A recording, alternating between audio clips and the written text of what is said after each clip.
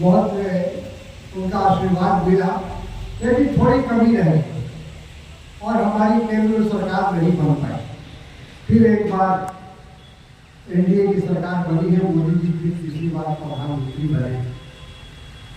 तो इसलिए बात कह रहा हूँ कि हम लोगों को विपक्ष में बैठना होता है, और जाहिर है जब अपनी सरकार होती है, अपनी हुकूमत होती है, तो काम करने में बहुत सहूलियत मिलती है।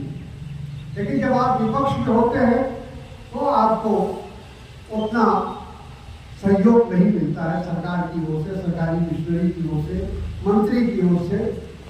तो ये दिक्कतें सामने आती हैं। ये आप सब भी समझते हैं, जो भी पढ़े लिखे हमारे लोग हैं, इन सब चीज़ों को समझते हैं। और दुर्भाग्य से यहाँ भी, बिहार के अंदर भी आप सब जानते हैं, तथाकथित डबल इंजन की सरकार, यानी जनता दल यू और भारतीय जनता पार्टी की गठबंधन की सरकार। तो इस सरकार का क्या कारनामा है, अभी आप लोगों ने खुद ही उसका जिक्र किया। क्या भ्रष्टाचार अपने चरम सीमा पर, और ये बात बिल्कुल सही है कि भ्रष्टाचार, हमारे प्रधानमंत्री ने कहा था, पहली बार प्रधानमंत्री जब बने थे तो लाल किला से उन्होंने कहा था ना खाएंगे ना खाने देंगे। लेकिन उनके वो एक जुमला बनकर रह गया, वो उसको अमली जामा वो नहीं पहना सकते। आज जो भ्रष्टाचार है, आज प्रखंड कार्यालय हो, अंचल कार्यालय हो, जिला कार्यालय हो, हर जगह भ्रष्टाचार अपने चरम सीमा पर पहुंच गया है। कोई काम, छोटा से छोटा काम, म्यूटेशन की बात आपने की, लेकिन छोटा से छोटे काम को भी अगर आप जाइएगा प्रखंड कार्यालय में, तो बिना पैसा दिए आपका काम नहीं होता। तो ये स्थिति बन चुकी है।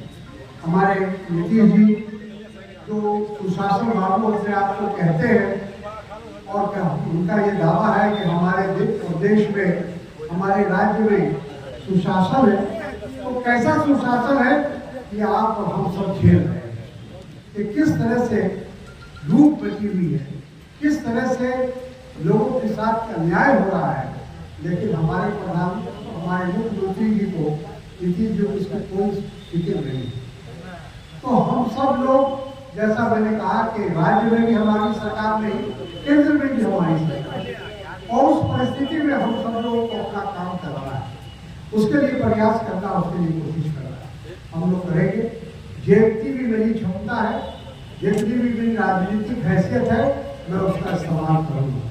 और अभी आपको महेंद्र जी ने बताया कि अभी 40 दिन नहीं हुए हैं, 40 दिन के अंदर पार्लियामेंट के अंदर हमने बिजली की समस्या हो, बाढ़ और कटाव की समस्या हो, स्वास्थ्य की समस्या हो, इन समस्याओं को लेकर हमने पार्लियामेंट के अंदर, लोकसभा के अंदर आवाज उठाई।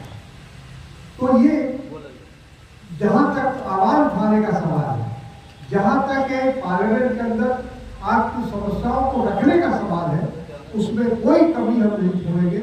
हम आपको इस बात का विश्वास है। अलग अलग विभाग, अलग अलग जो सरकारी कार्यालय है, उस तक पहुंचने का भी हम प्रयास करेंगे।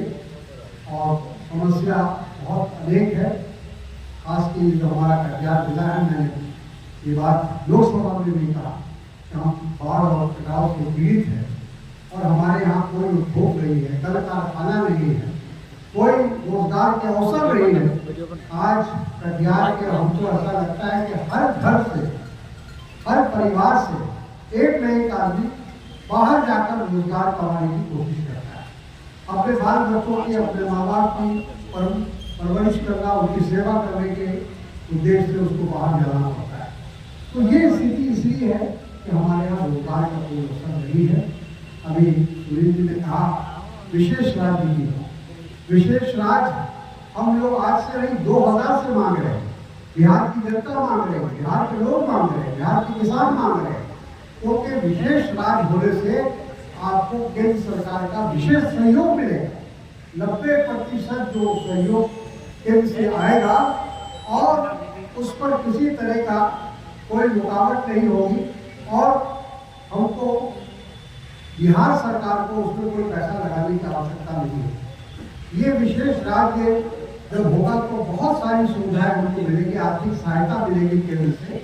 और ये मान हम लोगों ने इसलिए किया कि जब बिहार का बंटवारा हुआ, बिहार दो हिस्से में बटा, बिहार और झारखंड, तो जितने उद्योग थे, जितना खनिज पदार्थ था जिससे आमदनी होती थी, वो सारा चला गया झारखंड में। और हमारे पास सिर्फ जमीन बची, खेती की जमीन बची। तो खेती के अलावा हमारे पास कोई दूसरा उपाय नहीं है।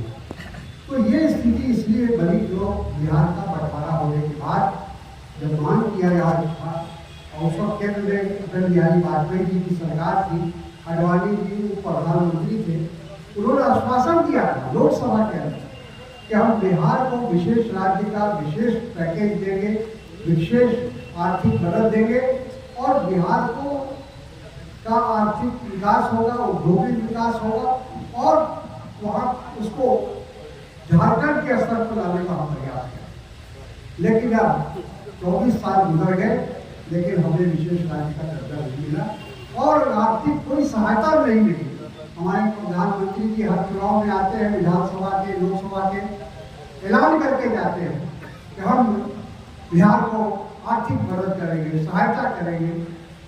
एक बार उन्होंने आगे कहा कि 1,25,000 करोड़ रुपया हम बिहार की उन्नति के लिए देंगे, लेकिन वो रुपया आज तक पर बिहार पहुंचा नहीं, बिहार के सचिवालय नहीं पहुंच पाया।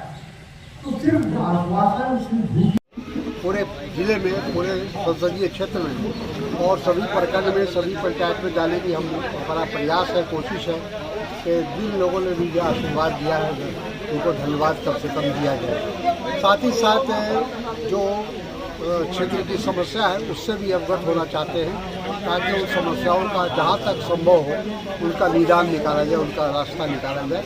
ये भी हमारा प्रयास है। कुछ व्यक्ति की मांगे थी, उस पर क्या नज़र रहेगी? कुछ लोगों की मांगे थी, उस पर क्या नज़र रहेगी? वही तो बेरोजगार तमाम को आवेदन पत्र प्राप्त हुआ है, मैं उस आवेदन पत्र पर कार्रवाई करूँगा और जहाँ तक है हमारी पहुँच है उसको पहुँचाने का प्रयास करेंगे।